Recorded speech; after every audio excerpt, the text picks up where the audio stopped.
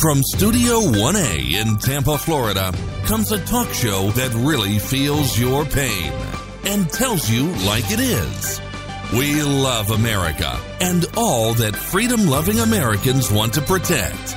Live from coast to coast and on your radio, it's For the People with Keith Allen. We'll help you survive this thing called life. We're for the people. Whatever your source of stress or strife, for the people is there.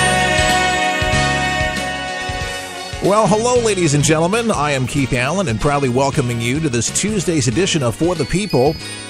It's February 28th, 2017, and we're going to look at the world. A lot of things going on.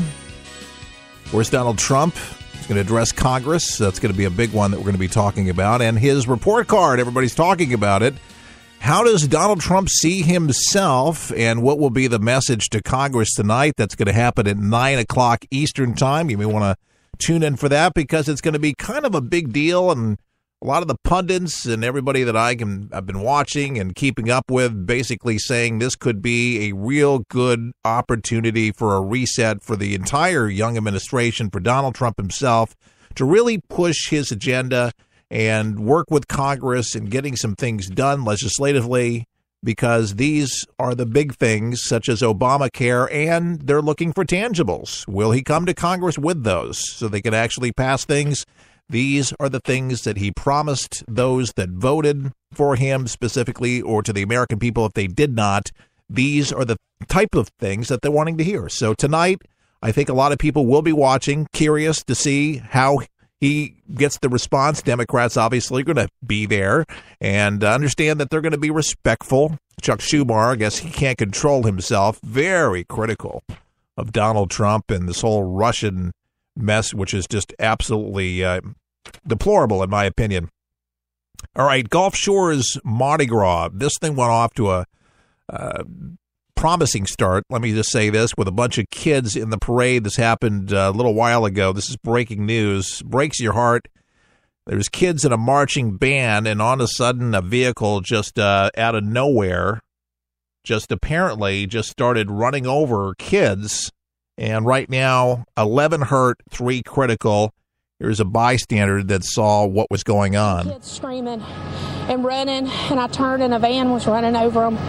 It was a white-looking van with MOAA on it, so I assumed it was in the parade. And I could see kids stuck underneath the vehicle, and other ones fleeing, and some just rolling behind it.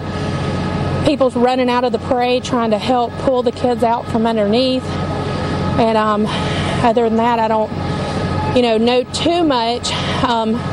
The band people started pulling the kids to the side and doing a roll call, and then the paramedics were right there, and all the fire department luckily was right here, and they rushed to the scene and started stabilizing everybody. And I know that they're taking 9 kids to the hospital, so it was 9. And all right, the city of Gulfport has canceled the Mardi Gras parade because of this. U.S. Highway 59, if you're familiar with that stretch in the immediate area, is closed while the injured are receiving emergency attention. 11 hurt, 3 critical.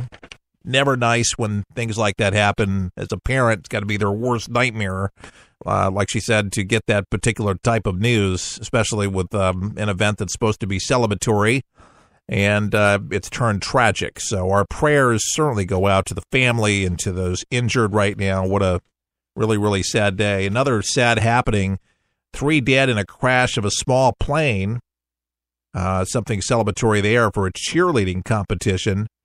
And it appears, from what I've seen on video, this thing's all over social media. It was a husband and wife and 3 teenagers. They were on this plane that had just taken off from Riverside Municipal Airport, and was planning to return to San Jose after the weekend cheerleading event at Disneyland when the plane crashed in the residential neighborhood of Riverside, according to the chief, fire chief there. It goes by Moore. This Chief Moore there. Here's someone in the neighborhood that actually saw the plane actually just plummet out of the sky, just fell out of the sky, literally. How scary. Man, that's scary. This is the second time that happens here in Riverside. One time a while back it happened over in Adams Street. Plane fell down. Now another plane kind of fell down. It's a little risky living around the airport community. Yeah, this is not the first for this community, and unfortunately, I think there are some survivors, and they said that they were just charred very, very badly. The flames were terrible, so there could be 2 alive right now, but with severe burns, critical condition right now. Some 30 people lived in nearby homes evacuated, according to local authorities in that area. Firefighters entered one of the burning houses and pulled out another plane passenger who was unconscious. That victim undergoing surgery at Arrowhead Regional Medical Center in San Bernardino and was in critical condition. So all we know right now is 2 alive and the rest dead, feared dead. I guess they do know that they are dead. In fact, they saw their bodies and they were unresponsive. So very sad. Things are mechanical. And when I ever see these Cessnas, I know people have them. They're all over the place, and I see them take off and come back. And we've had some close calls at Davis Island Regional Airport. We've had a fire not too long ago where a plane just was coming in for a landing, and it skidded off and just imploded into flames. Boom.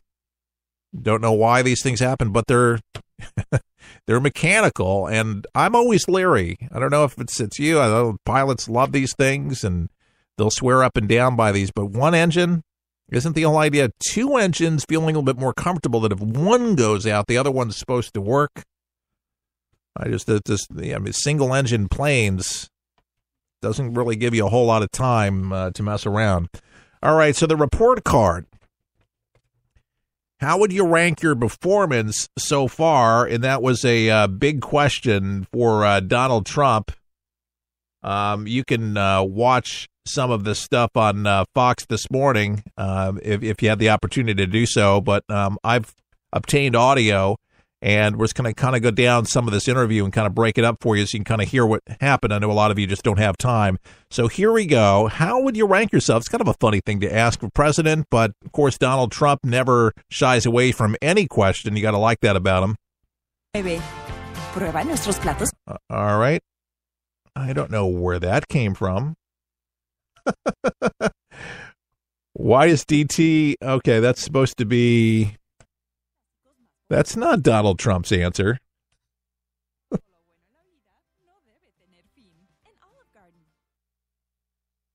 All right, let's see if we can get the DT1 here and see what happened. Let's talk about your tweeting if we could. All right, this is the first question.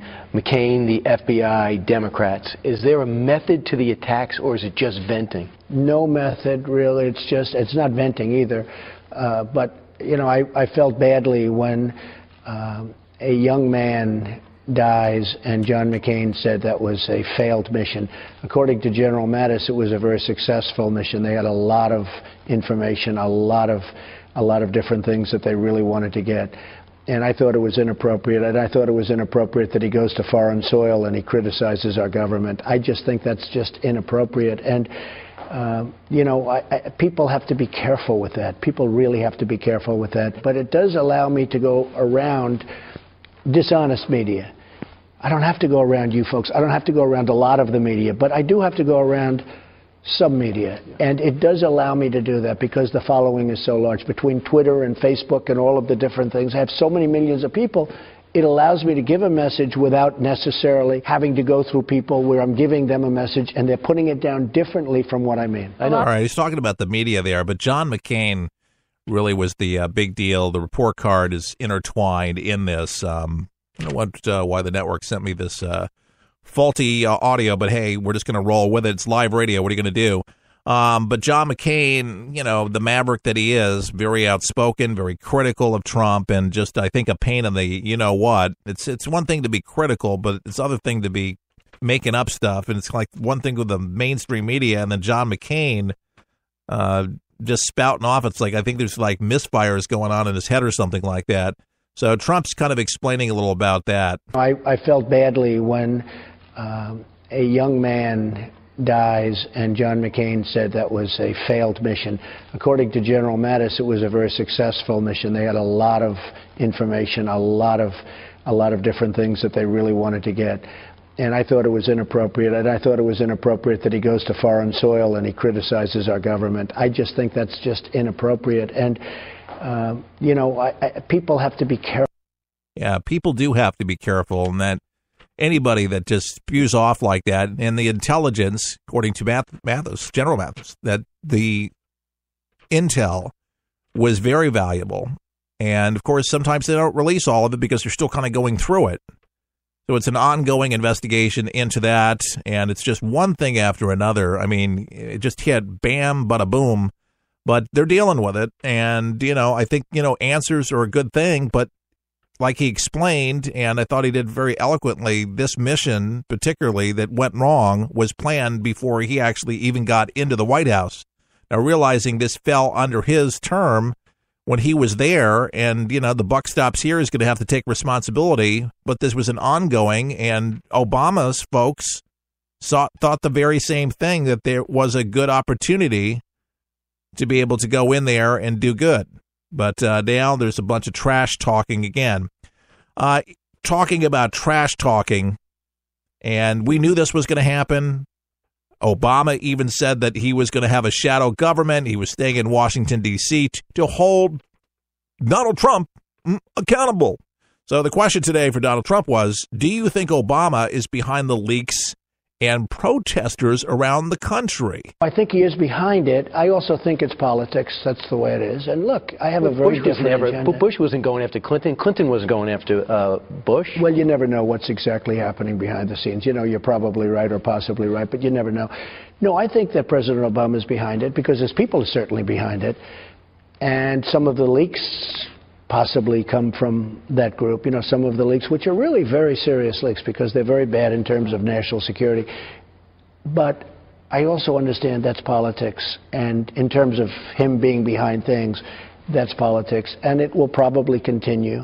I'm not really surprised because I understand the way the world works. It's politics. I mean, I'm changing things that he's wanted to do. I mean, we're much tougher in terms of getting the bad guys out. People don't realize he deported a lot of people.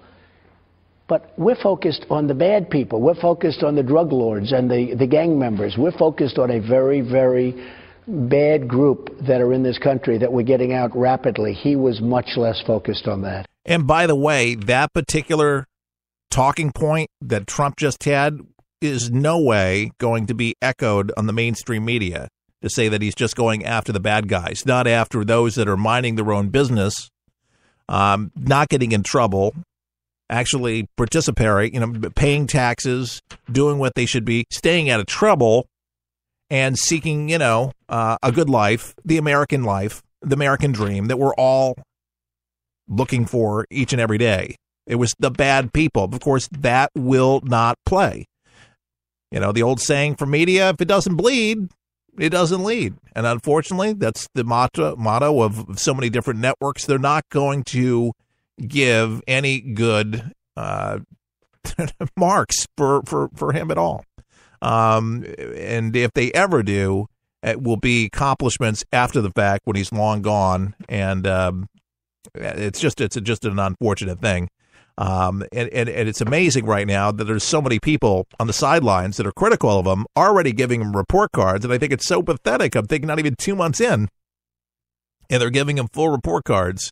And, things have yet to be brought in front of Congress. Finally, tonight, there's going to be a speech, and there's going to be some tangibles that are going to be submitted, and finally we'll be able to get some tax relief. We'll get Obamacare ironed out and some tangibles there. Nancy Pelosi, meanwhile, spewing off her garbage, basically saying that Trump has done nothing. You've put Wall Street first. You've made America sick. You've instituted fear in immigrants. No, Donald Trump has not done that. Miss Pelosi, in all due respect, you have instituted fear. The mainstream media is instituted fear. If there is fear with the immigrants in our country,